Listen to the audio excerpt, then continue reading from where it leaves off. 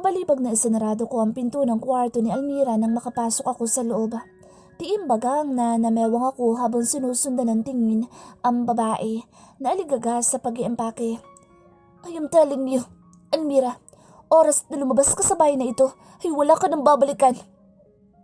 Mabalasik ang boses na sabi ko. Padarag naman niyang binitawan ng damit sa kama at hinarap ako. Galit ang nakarehistro sa kanyang muka. Why can't you understand me, Ryder? Alam mo naman na pangarap ko to. Chance ko na to na makilala sa mundo ng pagmamodelo at walang makapipigil sa akin kahit ikaw pa. Matigas din niyang sabi at itinuloy na ang pag-iimpake. At ano, iiwanan mo si Rafael? Nahihibang ka na ba, Almira? 6 months pa lang ang baby natin? Galit na ani ko. Talagang kumukulo na ang dugo ko sa kanya. Paiksi ng paiksi ang pasensya ko. Sino ba ang may sabing iwanan ko siya? 1 year lang naman ako sa Paris dahil 1 year contract lang naman ang pinirmahan ko. Katwiran niya pa.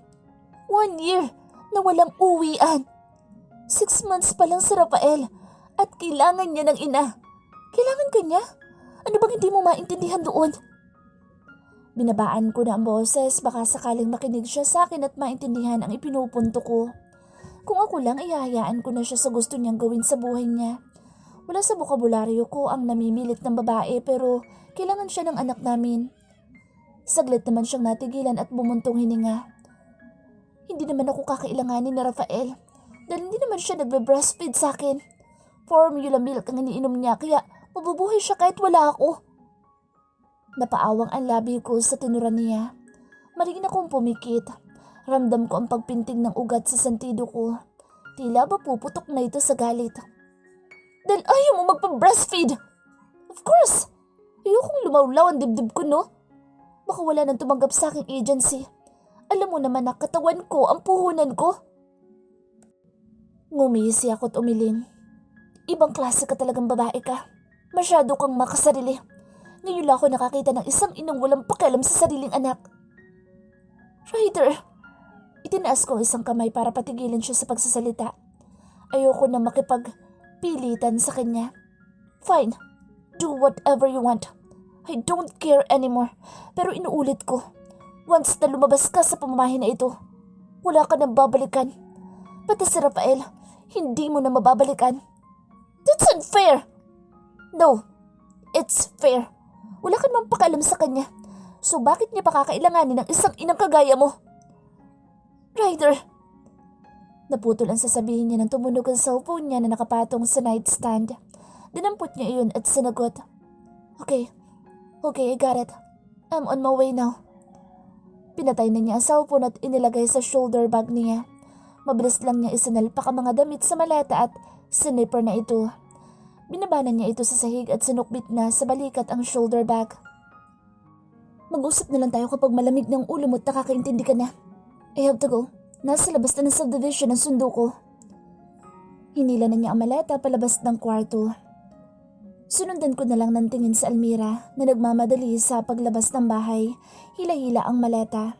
Kahit kailan talaga, makasarili siya. Laging inuuna ang sarili.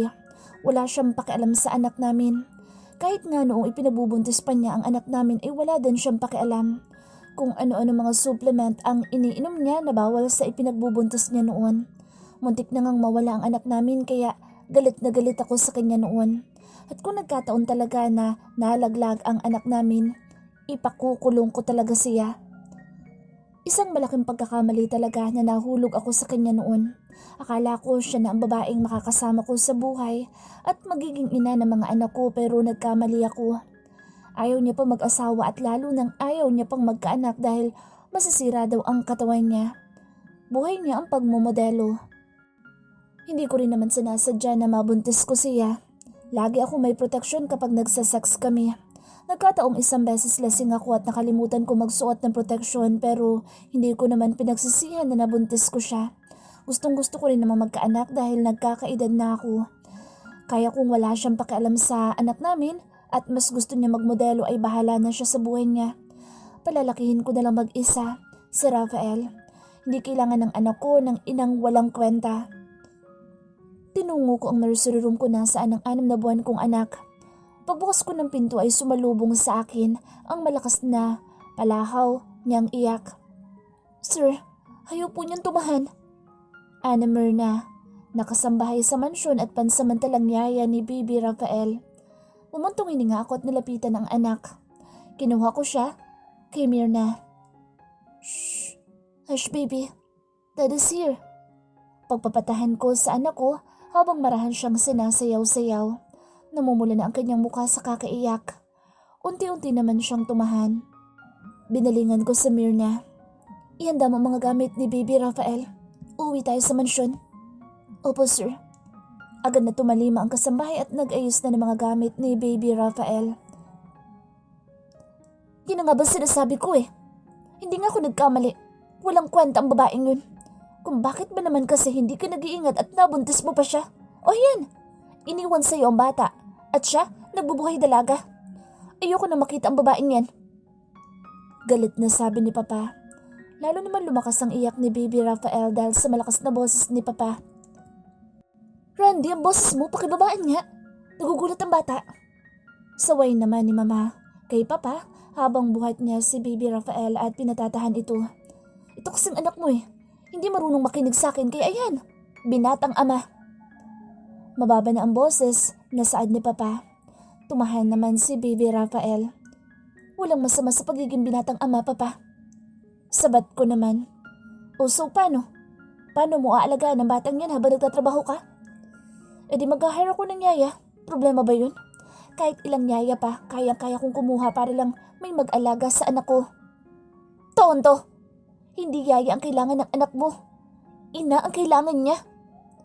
"Mabubuhay ang anak ko kahit walang ina, Papa. Nandito naman ako. Maglalaan ako ng oras para sa kanya."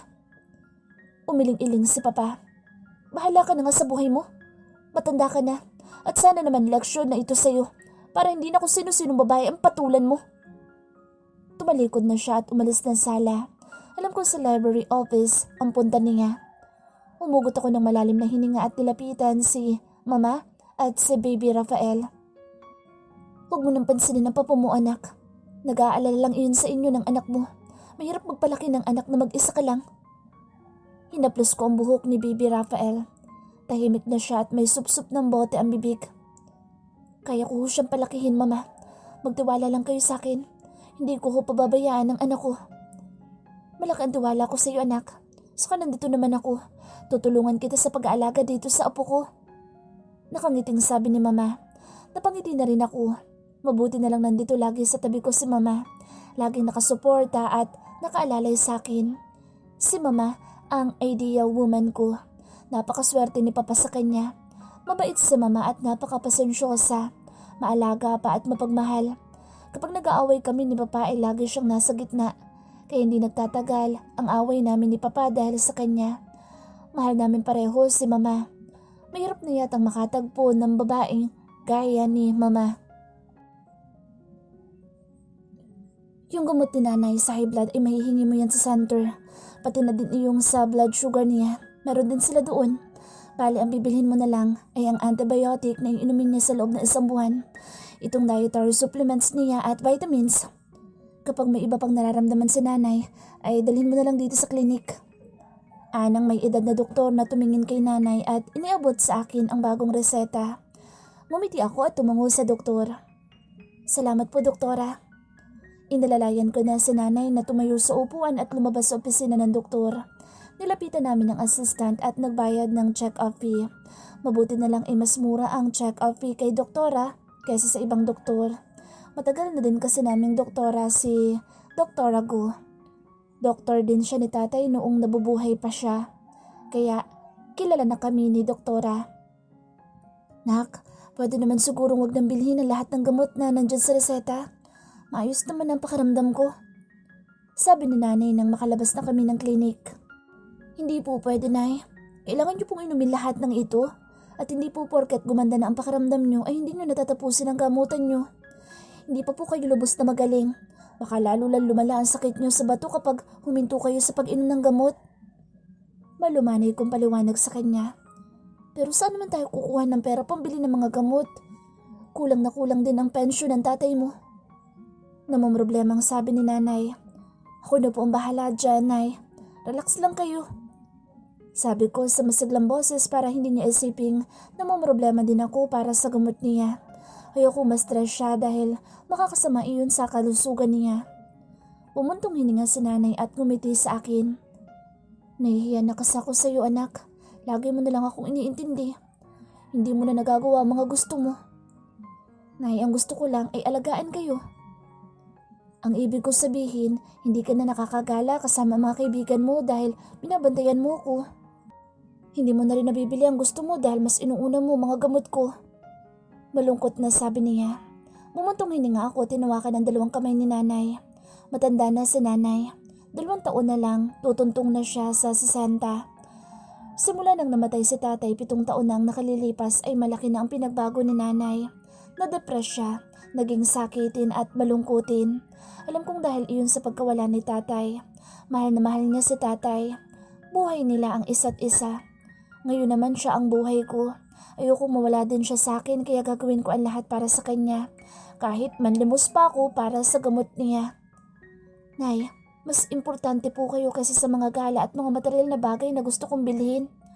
Makakagala pa naman ako at mabibili ko ang mga gusto ko kapag gumaling na kayo. Kaya Nay, magpagaling po kayo. Huwag niyo pong isipin ang mga gastusin sa gamot niyo. Ako na pong bahala doon. Ngumiti si nanay at hinawakan ng aking pisngi. Maraming salamat anak. Pangako magpapagaling ako para sa iyo. Promise yan, Nay, ha? Tumango siya. Pangako ko yan, anak. Oh, halina po kayo. Uwi na tayo para makapagpahinga na kayo sa bahay. Humawak sa braso ko si nanay at pinara ko na ang dumaang tricycle. Napabuntong hininga ako habang binibilang ang na-withdraw kong pera sa pensyon ni tatay. Mahigit 3,000 lang iyon. Kulang na kulang sa pang-1 buwan na gamot ni nanay na nasa reseta. May pera pa naman akong naitatabi mula sa kinita ko sa pagtatahi. Pero inilaan ko iyon para sa pagkain namin ni nanay. Mabuti ngay hindi kami nangungupahan. Sarili namin bahay at lupa ang tinitirahan namin. Kuryente at tubig lang ang binabayaran namin. Pero hindi malaki ang bill namin sa 1 buwan dahil 2 lang naman kami ni nanay. Ang tubig namin ay nasa 200 lang. Ang kuryente naman ay pinakamataas na ang 700 na bill. Ilaw, electric fan at maliit na ref lang ang gamit namin. Ang priority ko ngayon ay ang mga gamot ni nanay. Kapag nakumpleto ko na bilhin iyon ay wala na akong problema ngayong buwan. Ang pagkain namin ay madali lang gawa ng paraan. Inilagay ko na sa wallet ang pera at isinuksok na ito sa slim bag na nakasukbit sa katawan ko. Dadaan muna ako sa bahay ni Tita Ellen. Baka sakaling makahiram ako ng pandagdag sa gamot ni nanay. Lumabas na ako sa kwarto at tinungo sa nanay na nasa sala at nagugupit ng mga sinulid sa mga nangyari ko ng tahiin ng mga duster na pambata. Nay, pupunta lang po ako ng bayan para bumili ng gamot nyo. May gusto po ba kayong ipabili? Tumingin sa akin si nanay at ngumiti. Saging lang anak. O sige po, maiwan ko po muna kayo nay. Mabilis lang ako. Mag-iingat ka anak. Sukob ng payong ay naglakad lang ako papunta sa bahay ni Tita Ellen, na kapatid ni nanay. Sa kabilang kanto lang naman ang bahay niya. Pagdating ko nga doon ay pinagkaguluhan ako ng mga pamangkin ko sa pinsan. Akala mo na may matagal nila akong hindi nakikita. Kanya-kanya sila ng kunyapit sa akin. Pinanggigilan ko naman sila isa-isa. Mahilig ako sa bata dahil nakakatuwa ang pagiging bibo nila at inosente sa maraming bagay. Sabik ako sa kapatid dahil mag-isa lang akong anak. Hindi na pinalad na magkaanak si nanay ulit. Magkano bang kulang para mabili ang lahat ng kailangan na gamot ng nanay mo? Tanong ni tita. Malaking babae si tita at ang hanap buhay niya ay nagtitinda ng isda sa palengke. 2,000 po tita. Lahat na po iyon ang gamot na kailangan bilhin sa reseta. Yung sa high blood at sa blood sugar ay hihingin ko na lang po sa center. Walang salisalitan dumukot si tita sa bulsa ng duster niya. May hawak na siyang lilibuhin mga pera. Inabutan niya ako ng 2,000. Tama-tama, kasasahod ko lamang sa paluwagan kanina. Kinuha ko na ang pera. Salamat po tita. Ibabalik ko po ito kapag nakuha ko na po ang bayad sa akin sa tahi sa susunod na linggo. Huwag mo na munang isipin iyon. Bayaran mo na lang ako kapag nakaluwag-luwag ka na. Oh, eto pa 500. Baka kapusin ka. Mainam na yung may sobra. Inabutan niya pa ako ng 500 papel. Salamat po talaga tita. Nakakahiya naman po pero next week po talaga. Babayaran ko talaga kayo. Nahihiyang sabi ko. Huwag mo na muna sabing isipin iyon. Alam kong kapos kayong mag-ina dahil naggagamot ang nanay mo. Basta kapag nangailangan ka, sa akin ka agad lumapit. Kahit wala ako ay gagawan ko ng paraan iyan. Tumango ako at ngumiti kay tita. Kahit kailan ay hindi niya kami pinagdamutan ni nanay. Hindi siya mahirap lapitan. Ako na nga lang talaga minsan ang nahihiyan lumapit. O sige na, lumakad ka na para makabili ka na ng gamot ng nanay mo. Ibili mo din siya ng mga prutas. Opo tita, salamat po ulit. Nagpaalam na ako kay tita at sa mga pamangkin ko. Tila may naalis na mabigat na bagay sa nakadagan sa dibdib ko. Nasolve na ang problema ko sa pambili ng gamot ni nanay. Kompleto na ang gamot niya ngayong 1 buwan. Ang poproblemahin ko na lamang ay ang pagkain namin. May naisip na nga akong paraan para sa susunod na buwan ay hindi na ako masyadong mamroblema na naman sa pambili ng gamot ni nanay. Hihingi ako ng financial assistance para sa gamot ni nanay sa opisina ni Governor. Oh Lucy, saan ka pupunta? Tanong ni Joy, ang kababat at best friend ko. Galing siyang palengke dahil maraming bitbit na mga supot na paninda. May tindahan kasi siya sa bahay nila. Sa opisina ni Governor Buenavista, manghihingi ng financial assistance para sa gamot ni nanay.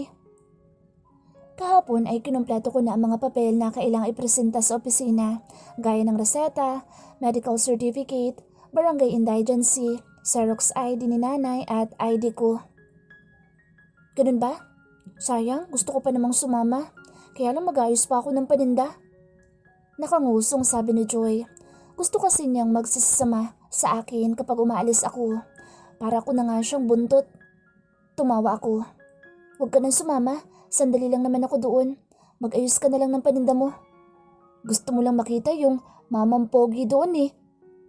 Panunokso ko sa kanya. Kinikilig na tumawa naman siya, tinampas ako sa braso. Crush niya kasi yung isang staff doon sa opisina na medyo masungit. Baka ikaw. Gusto mo ring matsampuhan doon si Ryder Bonavista kaya gusto mong pumunta doon. Natatawang ani Joy. Nag-init naman ang pisngi ko sa sinabi niya. Hindi no, tulong ang ipupunta ko doon. Nakangusong sabi ko. Weh, ay naku, dyan ka na nga. Mauna na ako sa iyo, baka marami nang nakapila doon. Siya nga pala, patingnan-tingnan saglit si nanay ha. Bilin ko sa kaibigan ko. Katapat lang ng bahay niya na may tindahan ang bahay namin. Oo, ako na bahala kay Aling Luisa. Sige na, lumarga ka na at baka mapadaan doon si Ryder. Hindi mo pa maabutan. Panunokso pa niya sa akin. Sana nga dumaan siya para masilayan ko naman ang kagwapuhan niya. Natatawang ani ko ng may kapilyahan. Diyan ka na nga, una na ako. Bye. Ikis mo na lang ako kay Papa Ryder. Ako lang ang kikis doon. Baliw? Birong sabi niya. Kunwaring inirapan ko lang siya at sabay kaming tumawang dalawa. Ganon kaming magbiruan na dalawa. Akala nga minsan na mga hindi nakakakilala sa amin ay nag-aaway kami. Tinatawanan lang namin iyon. Nagpaalam na ako sa kanya at lumabas na ng kalsada para mag-abang ng jeep na masasakyan. Gusto ko sana mag-tricycle pero mapapamahal ang pamasahe kaya jeep na lang. Nang may mapadaan na jeep ay agad ko na iyong pinara at sumakay. Pagkaabot ko ng bayad ay prente na akong umupo sa may dulo, malapit sa pintuan ng jeep. Kip-kip ko ang plastic envelope. Bumuntong hininga ako at tumanaw sa labas ng jeep. Maganda ang sikat ng araw ngayong umaga. Sana'y walang masyadong pila para maaga ako makauwi. Nang maisip ang pagpunta sa opisina ng dating gobernador ay naalala ko si Ryder Buenavista, ang nag-iisang anak ng dating gobernador at ultimate crush ko. Inaasahan ng marami na susunod siya sa yapak ng ama sa politika, pero hindi siya sumubok.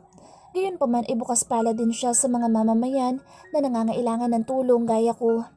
May sarili siyang foundation na pinapatakbo at aktibo ito. Bukod sa pagiging good Samaritan niya ay negosyante din siya. Nagmamay-ari siya ng isang builder company. Sarili niyang negosyo iyon. Pinapatakbo din niya ang ilang negosyo ng pamilya niya gaya ng rice mill, hotel and resort at factory ng sikat na biskwit. Isa ang pamilya nila sa pinakamayaman dito sa buong probinsya. Bakit ko alam? Lagi ko kasi ini-stalk ang page niya. Puro tungkol sa pagkakawang gawa at negosyo ang laman ng page niya. Wala siyang personal na account at pinapanatili niya ang pribado niyang buhay. Pero hindi naman siya nakakaligtas sa mga bibig ng mga marites. High school pa lang ako, crush na crush ko na siya. Tandang-tanda ko pa, nasa second year high school ako noong una ko siyang makita. Kasama siya noon ng dating gobernador pa niyang ama sa school. Pangunahing bisita sila sa anibersaryo ng school dahil ang mga magulang ng ama niya ang nagpatayo ng school na iyon.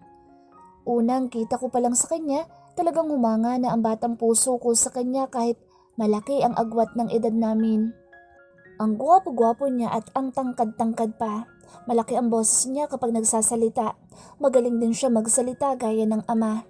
Naalala ko pa nga noon, pinagkaguluhan siya ng mga estudyanteng babae at halos hindi na makalabas sa gate ng school kahit may mga bodyguard siya.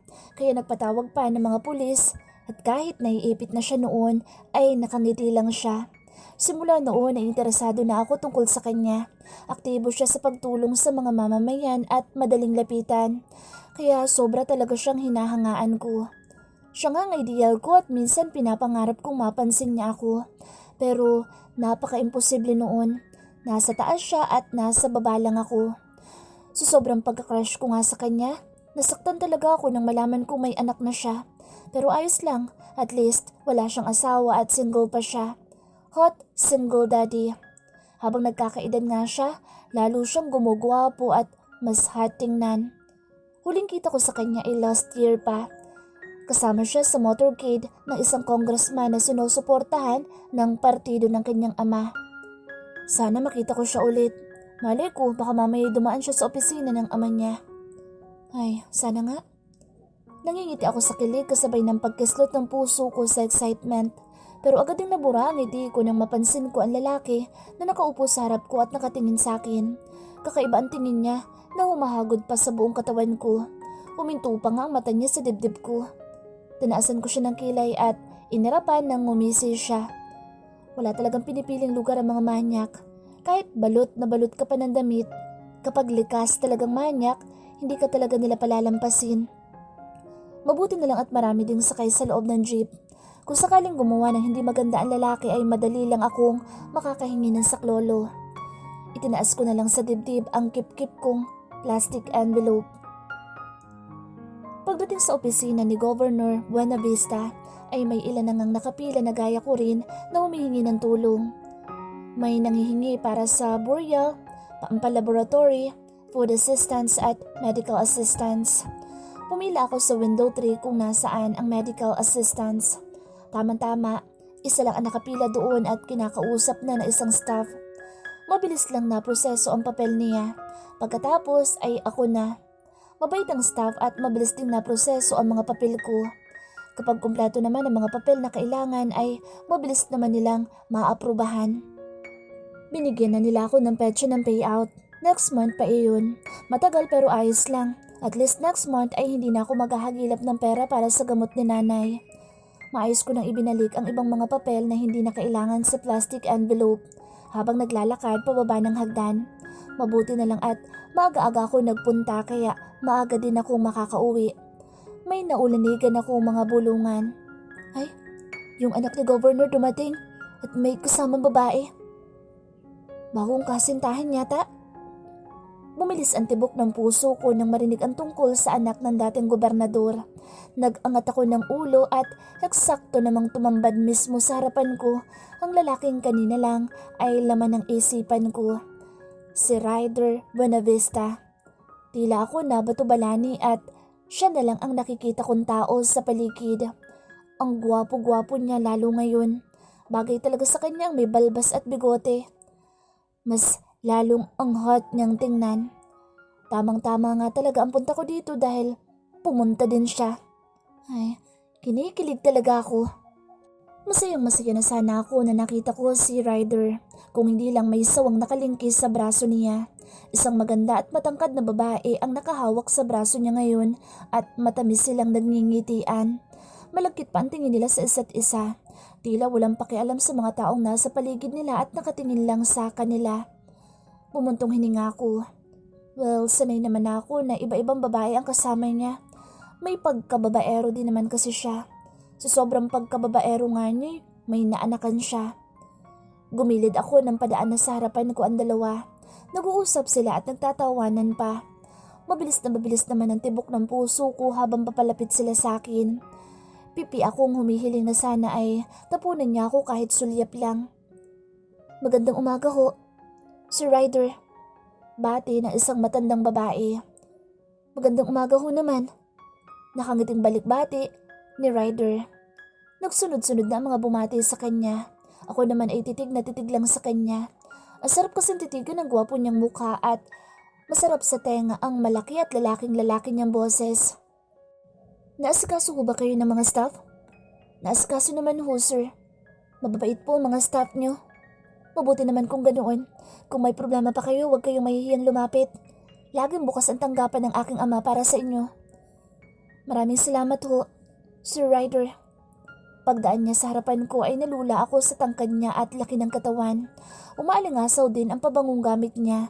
Hindi ito masakit sa ilong at lalaking-lalaki ang amoy ng pabango niya pero sumasapaw sa pabango niya ang matapang na pabango ng babaeng kasama. Ang sakit sa ilong? Hanggang sa makalampas na sila hindi man lang siya sumulyap sa akin. Mabuti pa yung ibang tao na bumabati sa kanya ay tinitingnan niya at miningitian. Oo nga pala. Dapat binati ko din siya. Kasi naman, mas gusto kong titigan na lang siya. Bumuntong hininga ako at ngumiti na lang. Well, sino ba naman ako para pagtuunan niya ng pansin? At least nakita ko siya ngayong araw. Sapat na sa akin iyon. At ikukwento ko iyon kay Joy pag uwi. Sinundan ko ng tingin si Ryder at ang kasama niyang babae. Paakyat na sila sa second floor ng building kasama ang 3 bodyguards at ilang mga staff na aligaga. Inayos ko na ang pagkakasukbit ng sling bag ko at kinipkip ang plastic envelope at bumaba na sa hagdan pero sa kasamang palad, pagtapak ko sa huling baitang ay dumulas ang isa kong paa sa malumot na parte. Ayun, plakda ang beauty ng lola mo. Aray! Nakangiwing daing ko. Iniinda ko ang pagbagsak ng puwetan ko. Miss, ayos ka lang? May isa lalaking lumapit sa akin at inalalayan akong tumayo. Dahan-dahan naman akong tumayo habang nakangiwi pa rin at alalay ng lalaki. Pakiramdam ko'y nabugbog ang puwetan ko.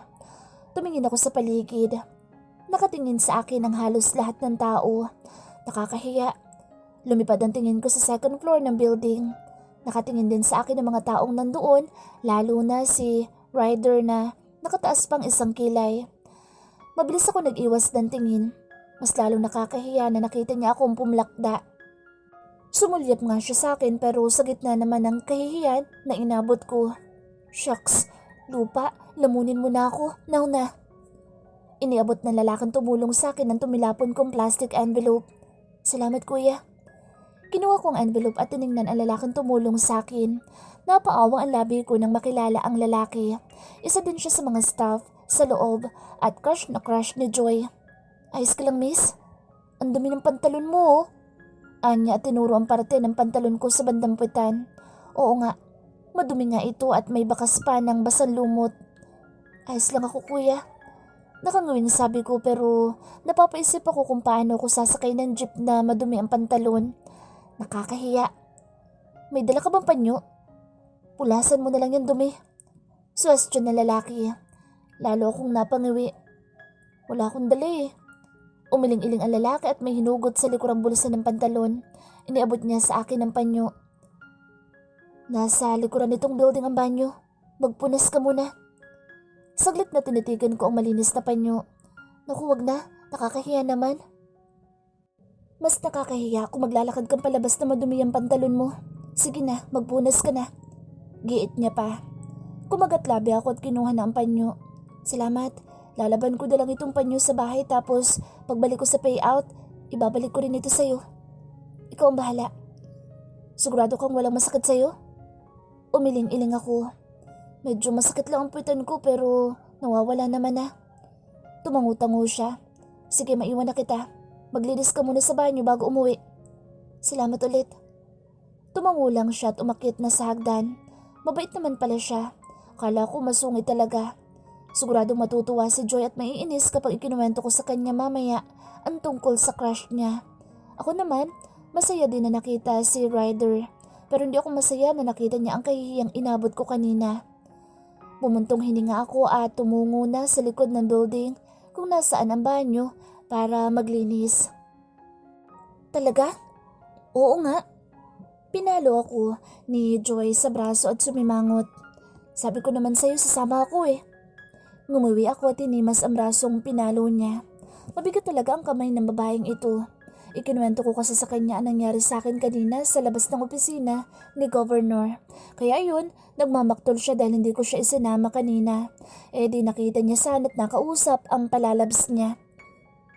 Kailangan talaga mamalo? Ngumuso siya. Kasi naman hindi mo ako sinama. Ayan tuloy, hindi ko man lang nasulayan ng irog ko.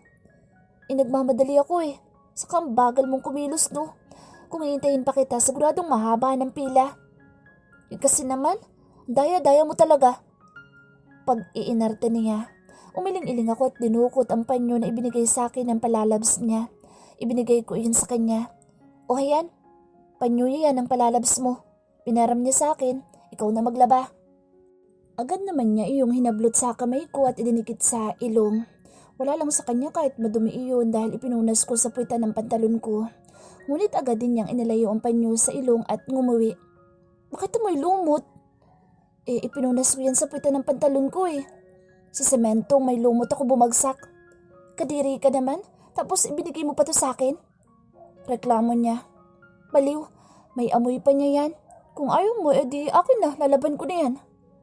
Akmang hahablutin ko ang panyo pero mabilis niyang iniiwas ito. Ako na maglalaban ito pero uubusin ko muna ang amoy niya. Ngumisi ako. Adik. Teka, nakuha mo ba ang pangalan niya? Hindi. Bakit hindi mo kinuha? Tinaasan ko siya ng kilay. At bakit ko naman kukunin? Crush ko ba siya? Ikaw may crush sa kanya, di ba?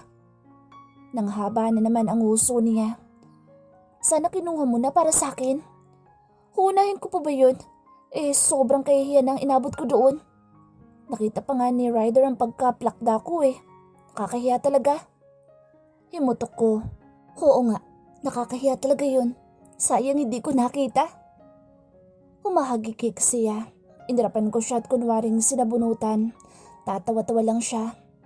Ang saya ko kasi nakita ko siya kanina. Pero medyo nalungkot ako kasi hindi niya ako napansin. Napansin niya lang ako noong nadulas ako. Siguro ang pangit ko talaga para hindi niya ako mapansin. Pabirong sinabunutan niya din ako. Kaga, kung pangit ka, ano pa ako? Ngumuso ako. Marami nagsasabi na maganda ako at sexy. Hindi ako kaputian at hindi rin kaitiman. Parang pinaghalong kape at gatas ang kutis ko pero makinis naman ako. Best asset ko daw ang mata ko na parang nangungusap at may malalantik na pilik mata. At ang labi ko na medyo pouty. Marami nga naiinggit sa labi ko dahil natural na pouty at hindi na kailangan magpa-fillers. Maliit at matangos naman ang ilong ko na bumagay sa maliit kong mukha na hugis bigas. Sabi nila malakas daw ang appeal ko. Totoo nga siguro iyon dahil marami ding naliligaw sa akin. Hindi ko lang sila ini-entertain dahil busy ako sa pagtatahi at kay nanay.